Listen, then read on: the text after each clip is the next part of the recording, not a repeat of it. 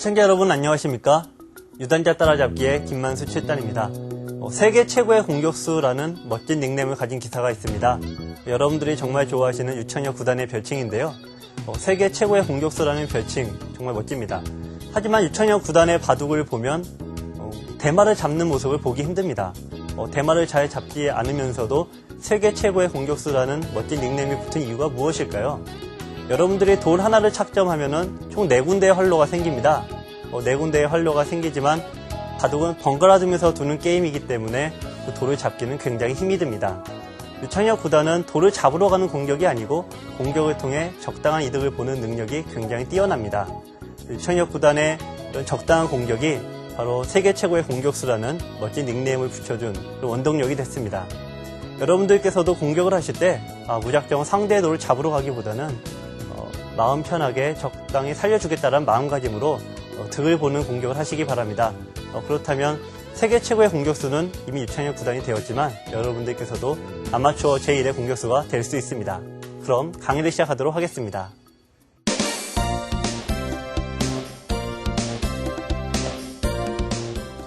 네, 이번 시간에는 상대방이 협공을 해왔을 때 중앙으로 한 칸 띄는 수에 대해 알아보도록 하겠습니다. 중앙으로 한 칸 띄면 2000년 전만 하더라도 굉장히 금기시 되었던 수입니다. 하지만 이창호 구단이 쓰기 시작하면서 새롭게 곽광을 받기 시작한 그런 수가 될 텐데요. 이창호 구단의 의도가 무엇인지를 생각하면서 공부해 보도록 하겠습니다.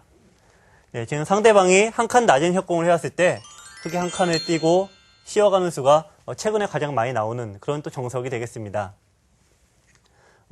상대가 협공을 해왔을 때 3-3에 들어갈 수도 있지만 3-3에 들어가는 정석은 백에게 세력을 허용하게 됩니다. 세력을 만들어주지 않기 위해서 한 칸으로 띄는 수를 선택을 하게 됩니다. 하지만 예전의 바둑 이론으로는 상대방이 벌려야 되는 곳을 원래는 흙이 벌려야 되죠. 한 칸으로 띄고 그 자리를 백이 두었기 때문에 흙이 좋지 않다라는 그런 바둑 이론 때문에 전에는 두어지지 않았던 수입니다. 하지만 이 어깨 짚는 수가 새롭게 연구되면서 프로 실전부에서 많이 두어지고 있고요. 여러분들의 실전부에서도 제법 많이 나오고 있습니다. 씌우는 수는 제일 먼저 생각하셔야 될 게 나와 끊었을 때의 대책을 생각하셔야 됩니다. 나와 끊었을 때 대책이 없다면은 흙이 양쪽으로 끊어지기 때문에 흙이 굉장히 곤란한 진행이 됩니다. 만약에 가만히 빠지는 것은 한 점이 잡히게 되는데요. 이렇게 한 점이 잡히게 되면은 변의 실리도 클 뿐만 아니라 또 귀에서부터 나와 있는 흙돌이 아주 곤마이기 때문에 이런 진행은 흙이 좋지 않겠습니다. 상대가 끊어온 이상 여기서 후퇴하지 말고 같이 싸워야 될 텐데요. 흙이 싸우는 방법이 크게 두 가지가 있습니다. 축이 유리한 경우와 축이 유리하지 않을 경우 두 가지가 있습니다. 먼저 축이 유리한 경우를 알아보도록 하겠습니다. 축이란 이쪽 단수를 치고 나올 때 밀어가는 수가 되겠습니다. 여기서 만약에 백이 이쪽 단수 치는 것은 빵 때림을 하게 되죠. 초반에 빵 때림이 된다면은 굉장히 큰 위력을 발휘하게 됩니다. 물론 백이 다음에 단수 치고 이어서 살아갈 수는 있습니다만 흙이 끊게 되면은 나올 수가 없는 형태가 되죠. 나오게 되면은 막혀서 넉점이 오히려 잡히게 됩니다. 백으로서는 어쩔 수 없이 이쪽을 뚫어야 되는데 한 번 더 빵 때림을 하게 됩니다.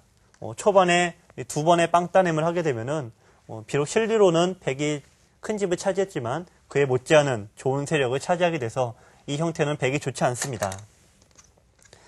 초반에 빵 때림을 주는 것은 여러분들께서 굉장히 깊이 하셔야 될 그런 것이 되겠습니다. 나오면은 밀게 되는데요. 얼핏 보면은 끊겨서 흙이 굉장히 곤란해 보입니다. 나오더라도 단수 치고 이 선에 빠지게 되는데요. 여기서 백이 막는 방향에 두 군데가 있습니다. 하지만 이쪽으로 맞게 되는 것은 가만히 꼬부리면 두 점이 잡히게 되죠. 그래서 반대쪽으로 막아야 됩니다. 그럼 꼬부릴 때 역시 막아야 되는데 여기까지 진행되고 보면은 여러분들이 축이 어떤 거라는 것을 아마 생각을 하실 것 같은데요. 이쪽을 단수 치고 나올 때 다시 단수 치고 나올 때 나옵니다. 역시 굉장히 쉬운 수순이죠. 수는 굉장히 길지만 그 내용은 그렇게 어렵지 않습니다. 단수 치게 되면 축인데요. 축이 만약에 흙이 유리하다라고 하면은 백이 나와 끊는 수가 무리가 되겠습니다. 하지만 축이 만약에 백이 유리하다, 백이 나오는 수가 가능하다라고 하면은 오히려 흑이 망한 결과가 되니까 축을 굉장히 조심하셔야 됩니다. 그래서 지금 축이 유리할 경우, 흑의 입장에서 축이 유리한 경우를 알아봤습니다. 그러면 축이 나쁘면 흑이 쓸 수 없다. 그렇게 되면은 프로 실전부에서 아마 자주 나올 리가 없겠죠. 축이 불리할 경우에도 흑에게 또 다른 대책이 있습니다.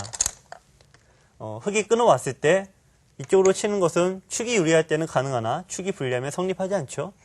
바로 막는 것이 축이 불리할 경우에 흑의 대책이 되겠습니다. 이쪽으로 젖히는 것은 막 끊는 수가 있습니다.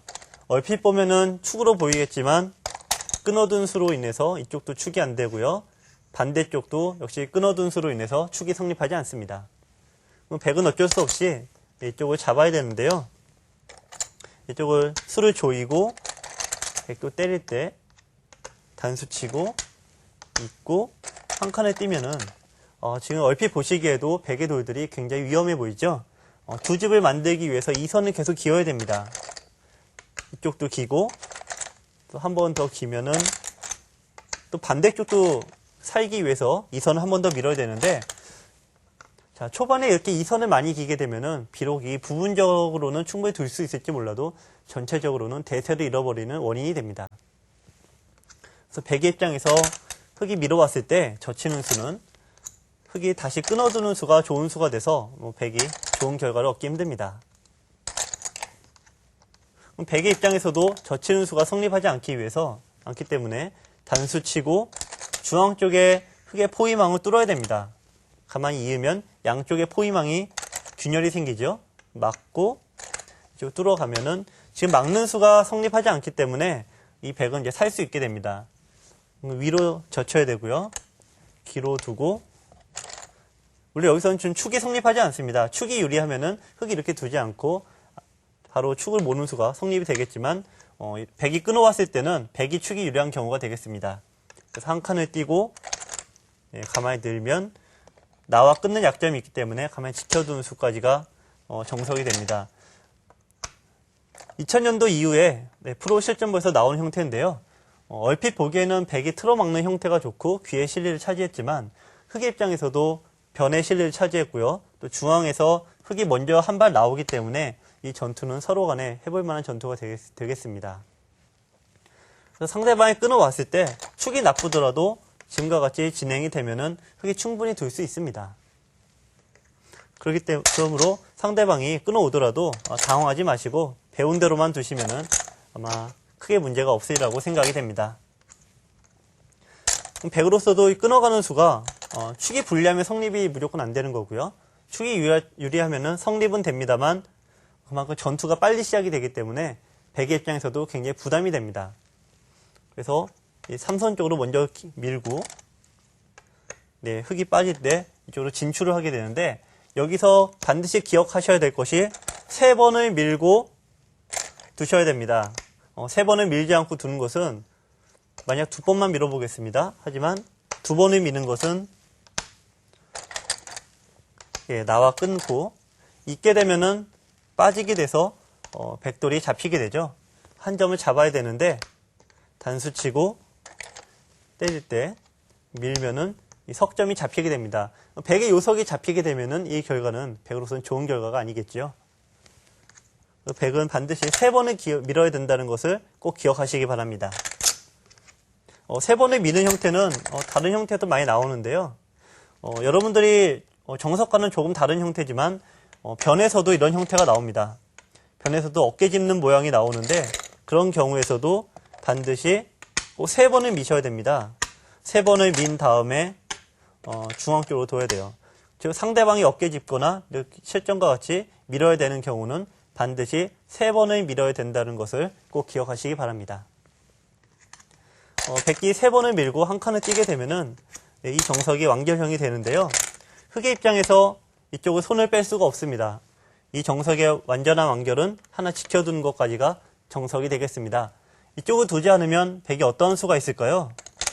얼핏 보시기에도 흑의 약점을 찔러가는 수가 끼우는 수가 있습니다. 막으면 있고 이렇게 뚫어가서 귀의 실리를 차지하는 방법도 생각해 볼 수 있겠죠. 하지만 이 수는 3-3의 맛이 남아있기 때문에 생각보다는 백이 큰 소득이 없습니다. 네, 여기서는 아마 여러분들이 반드시 익혀두셔야 될 만한 맥점이 아닐까 생각이 됩니다. 이렇게 작게 공격하는 것이 아니라 흙을 통째로 무겁게 만들어서 공격하는 그런 좋은 방법이 있는데요. 그런 맥점을 알려드리도록 하겠습니다. 여기서는 가만히 이렇게 껴붙이는 수가 공격의 맥점입니다. 흙이 있는 방향이 이쪽과 이쪽 두 군데가 있습니다. 있게 되면은 자, 이 모양의 흙 모양의 급소가 있습니다. 그 급소가 어디일까요? 네, 가만히 빠지는 수가 급소이겠습니까? 하지만 있게 되면은 백돌도 무거워지기 때문에 한 번 더 둬야 돼요. 한 번 더 둬야 되는데 흙이 반대쪽으로 빠져나가면 흙이 수습이 어렵지 않습니다. 이런 모양에서는 백이 한 칸을 띄고 이을 때 흙에 또 다른 활로를 막아서 공격하는 것이 요점이 되겠고요. 이 공격이 강력하기 때문에 흙의 입장에서도 가만히 이어두는 수가 정석이 되겠습니다. 흙의 중앙으로 한 칸 띈 다음에 어깨 짚어가는 수. 이 수는 상대의 세력을 만들어주는 것을 피하는 방법입니다. 어깨 짚어갔을 때 나와 끊는 수가 굉장히 강력한데요. 오늘 공부하신 내용만 잘 알고 계시면은 아마 크게 어렵지 않으리라고 생각이 됩니다. 그럼 정석 선택을 공부해 보도록 하겠습니다.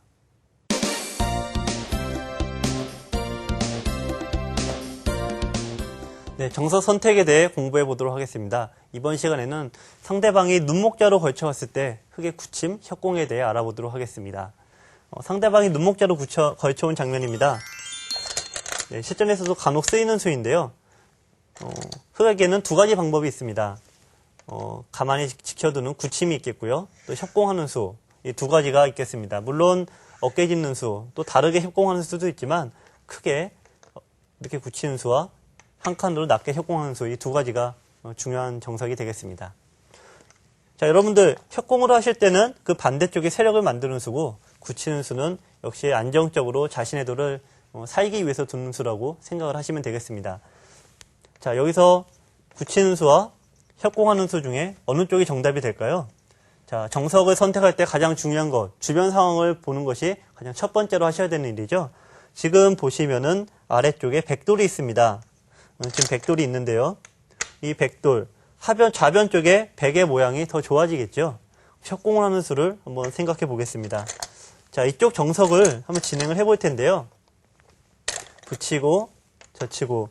근데 이 정석은 처음 보시는 분도 있겠지만, 기초 정석의 하나에 포함이 되니까 이 기회에 공부하시는 것도 나쁘지 않을 것 같습니다. 단수 치고, 늘고, 있게 되면은, 꼬부리는 수가 굉장히 급한 자리입니다. 그럼 여기서 한 칸으로 이 백을 덮어 씌우는 수가 굉장히 중요한 자리입니다. 뒤를 갑자기 그냥 밀어주는 것은 흙이 가만히 먼저 나오게 되고, 이것은 굉장히 가파른 언덕을 상대로 그냥 밀어주는 수이기 때문에 흙으로서는 이렇게 두면 안 되겠습니다. 상대를 밀어주는 것이 아니라 한 칸을 띄어서 자기가 먼저 나가는 것이 중요한 수입니다. 그러면 밀고 맞게 되는데 지금 이 장면에서 끊는 수가 성립이 안 되죠? 바로 축입니다. 그래서 백도 한 점을 잡아야 되고 흙도 있는 수까지가 기본 정석이 되겠습니다. 이 정석을 보시면 백은 선수로 귀의 실리를 차지했고 흙은 두텁게 세력을 만드는 이런 정석인데요. 세력의 방향을 보도록 하겠습니다. 흙 세력의 방향은 좌변 쪽이 될 텐데요. 지금 보시면 좌하기에 백돌이 있죠? 백돌이 있기 때문에 이 정석 선택은 흙으로서는 좋지 않은 선택이 되겠습니다. 즉 백이 눈목자로 걸쳐왔을 때는 지금과 같이 반대쪽에 백돌이 있을 경우에는 협공하는 수가 좋지 않습니다. 여기서는 차분하게 지켜두는 것이 정수인데요. 차분하게 굳히고 상대가 두 칸을 벌리면은 이쪽을 걸칠 수도 있고요. 또 들어가서 싸울 수도 있겠습니다. 그러면은 좀 다른 경우로 생각을 해볼게요. 자, 만약에 반대쪽에 흙돌이 있다라고 하면은 흙이 어떠한 선택을 할 수 있을까요? 반대쪽에 흙돌이 있을 때 백이 눈목자로 이렇게 걸쳐온 장면입니다. 여기서도 마찬가지로 지키는 수, 협공하는 수 두 가지가 있는데 지금 마네모보다는 협공하는 수가 더욱더 좋은 수입니다. 그 이유는 방금 배운 정석을 다시 복습을 해볼 텐데요. 끊고 단수 치고 이 진행은 서로 간에 최선의 진행입니다. 서로 단수가 계속 걸려있기 때문에 흑으로서도 또 백으로서도 다른 변화를 생각하기 어렵습니다. 이으면 이쪽을 밀어야 되고요. 아까 배우신 대로 한 칸을 씌우는 수가 좋은 수입니다. 바둑 행마 중에서 상대의 뒤를 계속 밀어주는 것은 좋지 않은 행마이므로 여러분들께서 기피하셔야 됩니다. 자, 이쪽에 있는 정석 완결을 시켜보면은 아까 제가 설명을 해드린 대로 이 정석은 흑이 세력을 만들 때 사용이 되고 백은 선수로 귀의 실리를 차지하게 되는데요. 지금 흑 세력의 방향을 보시면 좌변 쪽이고 게다가 흑돌이 있기 때문에 좌변의 세력이 굉장히 좋아집니다. 즉 자기 편이 있을 때는 협공하는 수가 굉장히 쓸모 있고요. 또 비록 많음으로 두는 수가 꼭 나쁜 수라고 말하기는 어렵지만 자신의 돌이 있을 때는 협공하는 수가 더 좋은 수가 됩니다. 상대방이 걸쳐왔을 때 협공을 할 것이냐 아니면 굳혀야 될 것인지 바둑을 두면서 정말 영원한 숙제가 아닐 수 없습니다. 상대방이 걸쳐왔을 때 반드시 제가 여러 번 말씀드리지만 주위의 돌에 내 편이 있는지 아니면 상대편이 있는지를 확인하시고 거기에 맞춰 두신다면 여러분들께서 크게 무리가 없으리라고 생각이 됩니다. 그럼 다음 시간에 뵙도록 하겠습니다. 안녕히 계십시오.